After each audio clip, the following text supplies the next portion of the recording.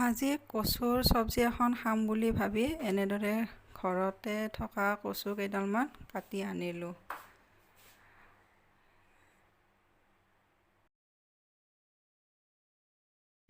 এতিয়া কচুখিনি বাকলি চলাব ধৰিছোঁ।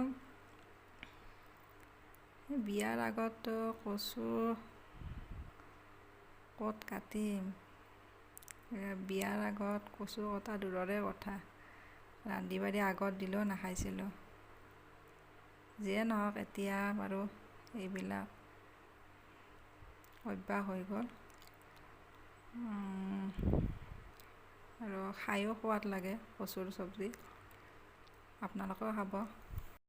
সেই কাটি থোৱা কচুখিনি বইল হ'ব দিলোঁ। এয়া বইল কৰা বুট, আদা, ৰচুন, জলকীয়া, পিঁয়াজ, ৰঙালাও, আলু বইল কৰা কচুখিনি তৰিয়াই থৈ দিলোঁ আৰু এনেকৈ কেৰাহীত জলকীয়া, পিঁয়াজ, আদা, ৰচুন, অকণমান মছলা, জিৰা গুড়ি, ধনিয়া গুড়ি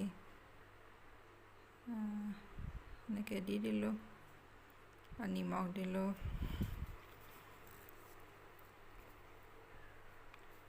এতিয়া ৰঙালাও আলুখিনি দি দিছোঁ। এতিয়া আৰু লাহে লাহে এনেকৈ বনাই থাকোঁ।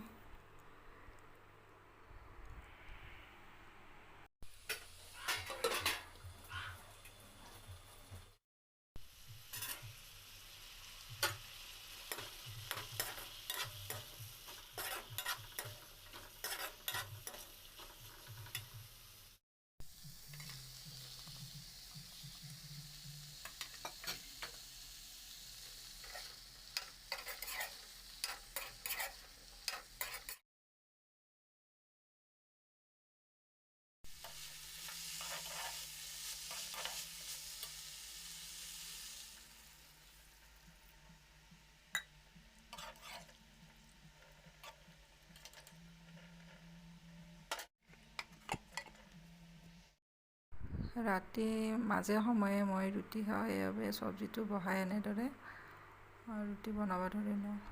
ইপিনে ভাতো বহাই থৈ দিছোঁ।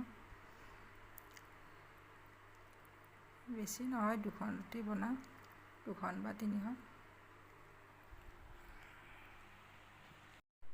ইপিনে গৰমতে ঘামি গৈছোঁ।